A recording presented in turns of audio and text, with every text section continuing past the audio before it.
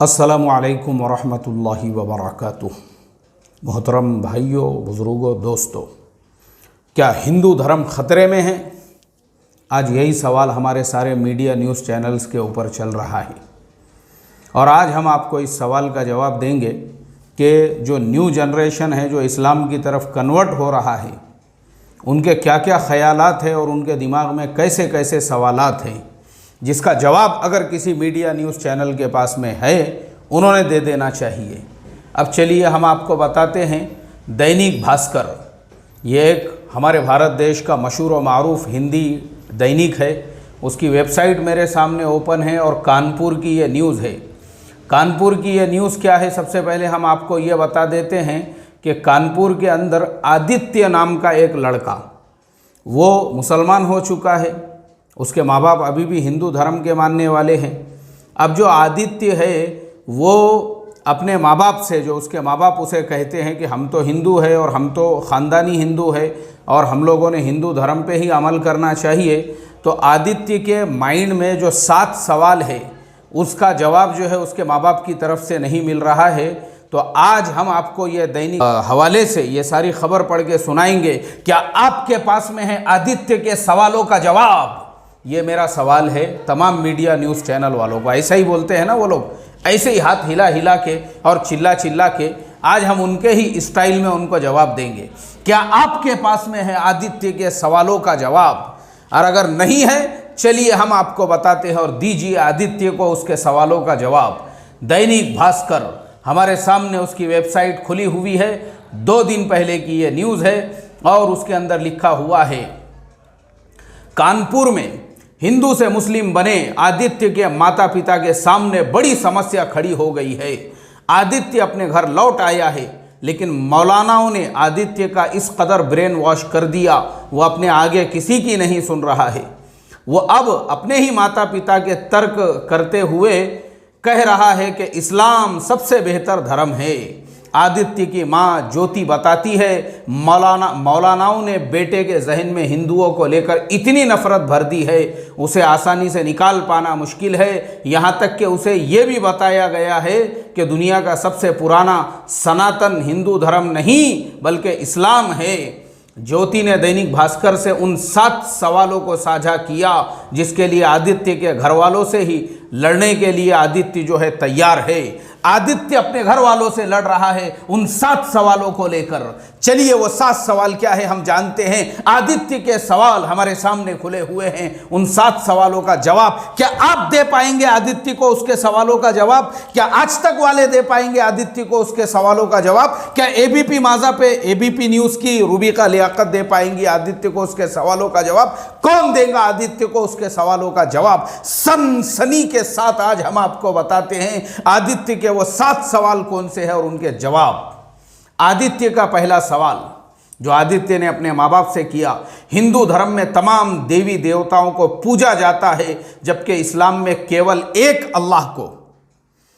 आदित्य का सबसे पहला सवाल, आदित्य अपने माता पिता और ये सारे न्यूज़ चैनल पे बैठे हुए जो है इन तमाम से ये सवाल कर रहा है कि हिंदू धर्म में 33 करोड़ देवी देवताओं को पूजा जाता है और इस्लाम धर्म में सिर्फ एक अल्लाह को पूजा जाता है, एक अल्लाह की परस्तिश की जाती है। क्या आपके पास है इस सवाल का जवाब? अब आदित्य का दूसरा सवाल, सबसे पुराना धर्म हिंदू नहीं बल्कि इस्लाम है। आदित्य का कहना यह है उसकी माता श्री ज्योति से कि सबसे पुराना जो धर्म है वो इस्लाम है, इस्लाम, वो हिंदू धर्म नहीं है। आदित्य का तीसरा सवाल, हिंदू धार्मिक पुस्तकों और ग्रंथों में नियम स्पष्ट नहीं है जबकि कुरान में सब कुछ शीशे की तरह से साफ है। आदित्य का सवाल कि हिंदू धर्म की जितनी भी तमाम किताबें हैं उसके अंदर जिंदगी गुजारने का जो पूरा क्या पूरा रोड मैप है वो उसको उसमें नहीं मिला है, लेकिन कुरान में उसको सब आईने की तरह से, शीशे की तरह से साफ साफ नजर आता है। माँ के पेट से लेके तो कब्र में जाने तक और सुबह में उठने से लेके तो रात को सोने तक, यह है आदित्य का सवाल। और आदित्य का चौथा सवाल, हिंदू धर्म में मांसाहार वर्जित क्यों है जबकि अल्लाह मांसाहार को अच्छा मानते हैं? मांसाहार मतलब नॉनवेज।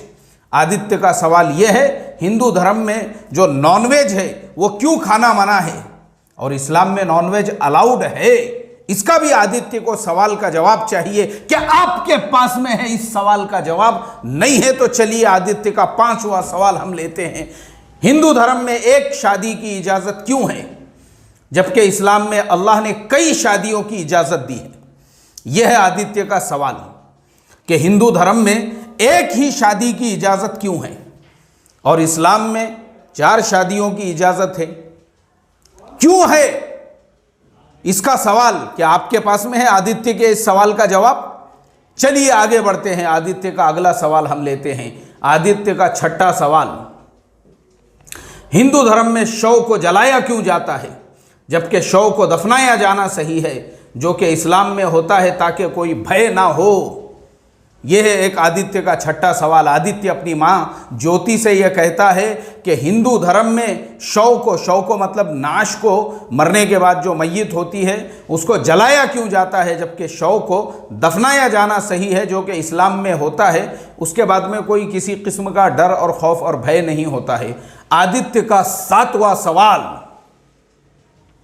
आदित्य का 7वां सवाल है, हिंदू धर्म में स्त्री और पुरुष का पहनावा गलत है जबकि इस्लाम में महिला पुरुष का पहनावा बिल्कुल सही है और आदर और सम्मान का सूचक भी है।